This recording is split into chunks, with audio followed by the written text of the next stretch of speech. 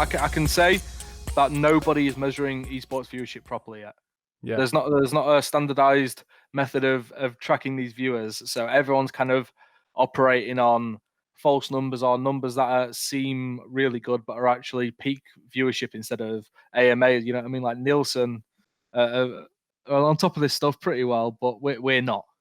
So it's hard to work out things if you don't have the actual data.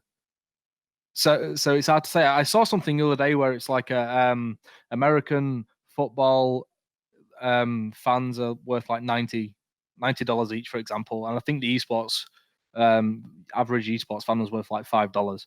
It's hard to know how true that is. I believe it personally because, as I say, that they don't want to pay for a thing. They expect everything and give naff all back, besides a lot of crap.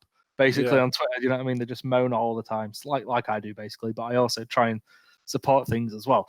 But yeah, so it's hard to put a value to things, especially that viewership, when we don't even know the actual viewership ourselves.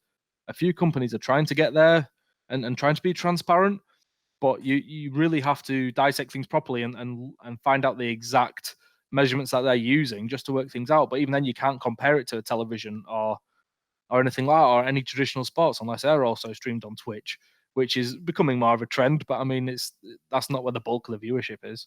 Yeah, why is it so hard to get those numbers? Don't Twitch and YouTube, if they're streaming on those two platforms for like, PUBG Global Championship, can't they just pull those stats and know like these are the viewers we had? Or is it because people can like spoof viewers online and like there's bots being set up to boost the numbers and stuff? Is it like, why is it so hard to see those numbers?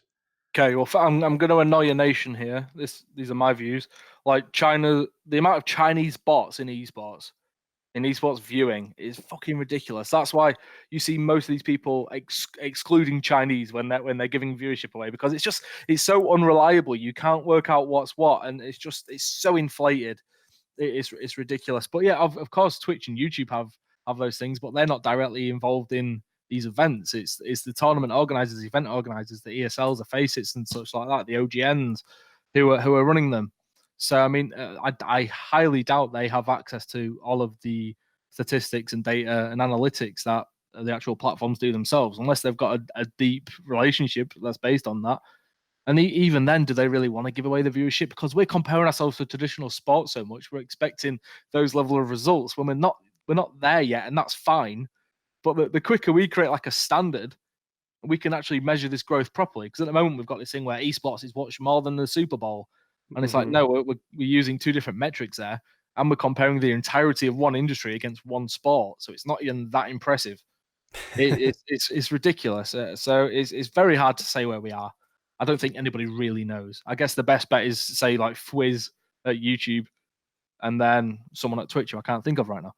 They're the best people to ask, and they're not going to come straight out and say everything, are they? So